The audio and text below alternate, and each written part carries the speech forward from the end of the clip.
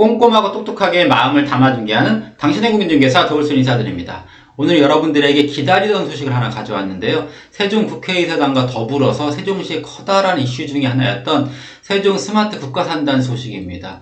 이제나 저제나 승인이 언제 날까 학수고대를 하고 있었는데 10월 중에 난다는 소식이 있었었는데 승인 날짜가 어느 정도 확정된 것 같아서 그 소식과 함께 앞으로 어떻게 진행될지, 그리고 그렇게 된다면 이 주변이 어떻게 움직일지에 대한 대략적인 모습들을 한번 그려보는 그런 시간을 짧게 가져보도록 하겠습니다. 좀 더 자세한 사항은 승인고시가 나면 다시 한번 전해드릴 것을 약속드리면서 오늘은 대략적인 소식만 전해드리도록 하겠습니다. 자, 시작해보도록 하겠습니다.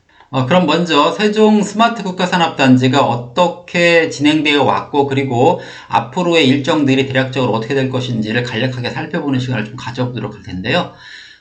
기억나시는지 모르겠지만 그 당시에 이것이 이제 정치적인 공약사항이었습니다. 그래서 그 당시에 2018년도 8월에 연서면 와촌리 일대를 국가산업단지 후보지로 선정을 하게 됩니다. 국토교통부에서. 그리고 나서 이제 여러 가지 일들이 있죠. 이렇게 후보지 선정이 되고 나면 그 주변에 지가들이 움직이기 시작하니까 지자체에서는 기본적으로 두 가지 행위를 합니다. 먼저 개발 행위를 못하도록 개발행위 허가 제한 지역으로 묶어놓고요. 또 한 가지는 토지거래 허가구역으로도 역시 묶어놓게 됩니다. 그래서 세종특별시에서 두 가지를 거의 5년 동안 묶어놨는데, 그것이 끝나는 시기가 이제 18년이니까 5년이니까 이제 올해였었거든요. 그런데 올해 얼마 전에 9월 달에 토지거래 허가구역은 다시 2년이 묶어서 총 여기에 토지거래 허가구역은 과거부터 앞으로 미래까지 7년 정도가 묶이게 되는 겁니다.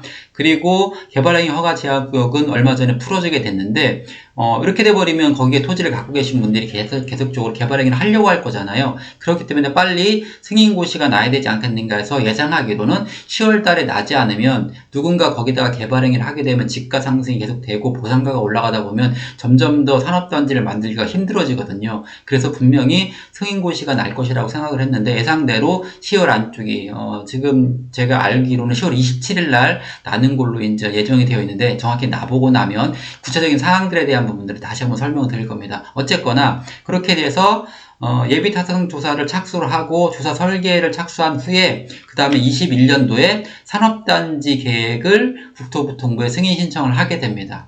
그러고서 쭉 지내오다가 한 2년 사이에 또 여러 가지 일들이 있은 후에 얼마 전에 관계기관과 협의 및 조치계획 수립을 완료를 하게 되면서 이제 한 10월 달에 아까 말씀드린 그런 이유 때문에 분명히 산업단지 계획 승인이 할 것이다. 그래서 산업단지를 지정할 것이라고 했는데, 23년 10월 27일, 이제 얼마 안 남았죠. 며칠 후에 지정이 되는 걸로 이렇게 언론지상에서 나오니까 지정을 할 것 같습니다. 그렇게 되면 이제 가장 그 수건 사업 중에 하나가 이제 지정이 되면 이제 간다고 보여야 되기 때문에, 그렇게 되면 앞으로의 과정은 이제 보상이 착수가 되겠죠. 그럼 설계를 뜰 것이고 보통 1년 정도 걸린다고 봐서 10월 달에 지정이 되고 나면 내년 가을 넘어가서 겨울쯤 하반기 늦게는 아마 보상이 착수되지 않을까. 그래서 24년부터 보상을 하게 되면 25년도 에는 이제 공사를 착공을 하겠죠. 그리고 분양을 시작하게 될 겁니다. 그래서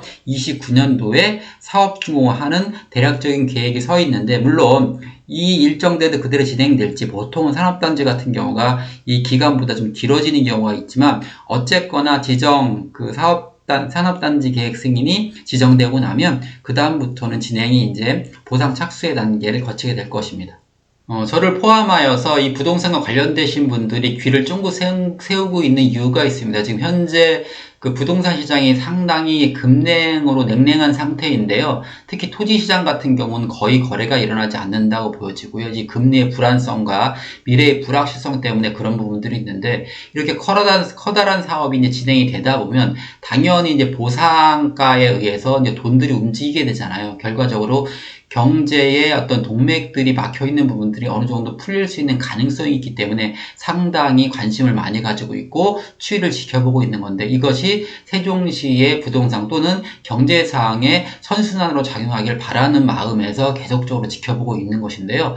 지금 이쪽에 그 사업비가 최초에 제가 알기로는 1조 6천억 대의 사업비로 잡혔었습니다. 그 중에 그 용지비, 그러니까 이제 매입비죠. 보상가가 한 1조 2천억 대고 나머지가 이제 조성비인데요. 최근에 이 부분이 이제 그 최초 사업비보다 좀 올라왔습니다. 시간이 지나다 보니까. 그래서 대략적으로 1조 8천억 정도의 그 전체 사업비가 들어가지 않겠나를 판단해 보는 거고요. 현재 아시는 분은 아시겠지만 지금 이 국가산업단지 말고 세종시에 여러 군데 일반 산업단지가 지금 개발 중에 있거든요. 지금 진행되고 있는 곳이 한 대략적으로 5군데 정도 되는데요. 이 5군데에 진행되는 그 사업비들을 다 합쳐봐야 보통 한 9천억 정도 돼요. 그러면 5개 산업단지를 다 합친 것보다도 거의 2배의 사업비를 요하는 사업이기 때문에 세종시 읍면지역에서는 거의 메가톤급인 어떤 산업 개발이 되는 거죠. 그 중에서도 바로 조금 이제 변동이 있겠지만 제가 보기엔 최소 1조 2천억 원 정도 이상의 보상가가 나온다는 거예요. 내년 이제 하반기부터. 그러면 그 돈이 풀리거든요. 과거의 어떤 경험치를 보면 당시에 세종시 건설 지역이 진행될 때 여기 많은 분들이 토지 보상을 받아서 이제 그 돈을 가지고 움직이셨잖아요. 세종시 주변에 토지를 사신 분들과 그리고 세종시를 벗어나서 공주나 아니면 전라도 쪽 토지를 사신 분들이 있는데 그 격차가 너무 크다 보니까 세종시 주변의 토지를 사신 분들은 상당히 지금 부자가 되신 거죠. 그런 학습 효과가 있기 때문에 아마 여기에 1조 2천억 원 정도의 그 보상가가 풀려도 이분들은 세종시를 벗어나지 않을 겁니다. 그리고 대토를 그냥 판령작용을 못 해오신 분들이 있기 때문에 대토용지를 그 찾으시는 분들이 있을 거기 때문에 이 주변으로 계속적으로 토지를 찾을 것이고 그럼 또 그 토지를 파는 분들이 자금이 생기면 그분들의 자금도 또 흘러다닐 것이기 때문에 상당히 많은 경제적인 선순환 효과가 일어날 수 있겠다. 그래서 그런 부분들 때문에 이 1조 2천억 이상의 이 토지 보상가가 세종시에서는 담비 같은 겁니다. 특히 저희처럼 토지 위주로 부동산을 하시는 분들한테는 어떤 기회일 수 있는 그런 부분이고 또 한 가지 더불어서 투자하시는 분들도 이런 부분들을 기회로 해가지고서 부를 축적할 수 있는 여건이 되기 때문에 눈여겨보셔야 되는 부분들입니다. 지금 여기는 지금 LH 한국주택공사가 전체 지분의 85% 정도를 갖고 있고요. 그리고 세종도시교통공사가 15% 정도의 지분을 갖고 있는데 아마 세종도시교통공사가 자본력이 어느 정도 되는지 모르겠지만 아마 채권을 발행해서라도 진행을 하겠지요. 어쨌거나 여기에 토지 가지고 계신 분들이 계속적으로 이 보상가 때문에 계속 그 투쟁을 하고 반대를 하시는 분들이 있는데 한번 정해지면 어쨌거나 이제 진행이 되긴 될 겁니다. 그래서 이 보상가가 얼마인가가 상당히 중요하겠는데 최소한 움직이는 돈이 조 단위를 넘어가는 그런 금액들이 움직이기 때문에 앞으로 세종시의 어떤 금융 쪽에 상당히 많은 영향을 줄 것만은 분명한 것 같습니다. 내년 하반기부터는 움직일 거기 때문에 그 전에 토지를 찾으시는 분들도 있을 거고요. 그리고 이런 것들을 뉴스를 빨리 하시는 분들은 내 토지를 처분하려고 하는 분들도 물건들이 앞으로 점점 더 많이 나오지 않을까 그런 생각을 하게 됩니다. 그리고 이번 그 산업단지 계획 승인고시 날 때 최초로 계획했던 용도지역 계획 부분안이 다소 좀 변동이 될 것 같습니다. 전체 비율 부분에 약간 차이가 있는 것 같긴 한데 물론 전체 사업 면적인 83만여 평 부분은 변화가 없습니다. 기존 계획대로 그대로 가는데 그 안에서의 용도지역 계획이 다소 변화가 되는데 그렇게 변형되는 데는 제 나름대로 이유가 있을 것 같다고 생각을 했습니다. 어떤 부분이 어떻게 변경이 되는지 좀 자세히 좀 알아보도록 하겠습니다.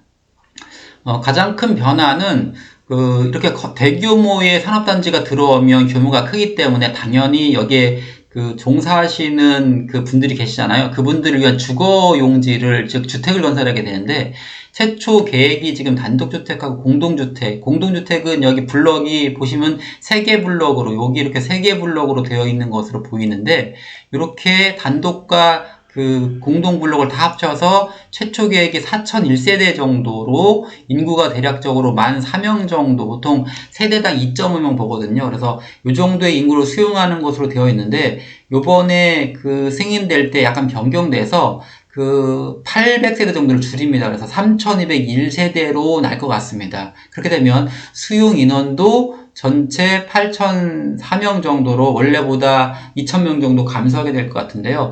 이렇게 그 주택수, 그러니까 여기 거주하는 주택수를 줄이는 데는 나름대로 이유가 있어 보이긴 하거든요. 이렇게 주택수를 줄인 그 비율만큼 산업용지는 늘어나는 걸로 되어 있기 때문에 여기 들어오는 산업단지에 들어오는 기업들을 좀 더 유치하겠다는 그런 목적도 있지만, 또 한 가지는 지금 아시는 분들은 아시겠지만 이 산업단지, 연쇄산업단지 주변으로 민간 택지개발 산업이 상당히 많이 지금 활발히 움직이고 있습니다. 그 얘기는 산업단지 내에 굳이 그 주택용지를 건설하지 않더라도 충분히 여기 일자리를 갖고 계신 분들이 쾌적한 주거 환경을 할 수 있도록 이 산업단지 내에 짓지 않아도 주변으로 생긴다는 겁니다. 그러니까 산업단지 목적에 좀 더 충실해서 많은 기업을 유치하고, 그리고 그로 인해서 이 주변을 좀 더 활발히 하고 주변의 민간 개발들도 활발히 하겠다는 그런 목적이 내심적으로 들어가 있지 않느냐라는 개인적인 생각입니다. 오늘 여러분들에게 세종 스마트 국가산업단지 계획이 승인 지정고시 될 날이 며칠 안 남았다는 기쁜 소식을 전해드리려고 이 영상을 찍게 되었고요. 구체적인 안은 승인이 되고 나서 구체적인 계획이 나오겠죠. 그때 되면 자세히 좀 더 디테일한 부분, 그리고 앞으로의 변화 부분들을 꼭 다시 자세하게 여러분들에게 전달해 드릴 것을 약속을 드리면서 오늘은 이만 줄이도록 하겠습니다. 다음 영상에서 뵙도록 하겠습니다. 감사합니다.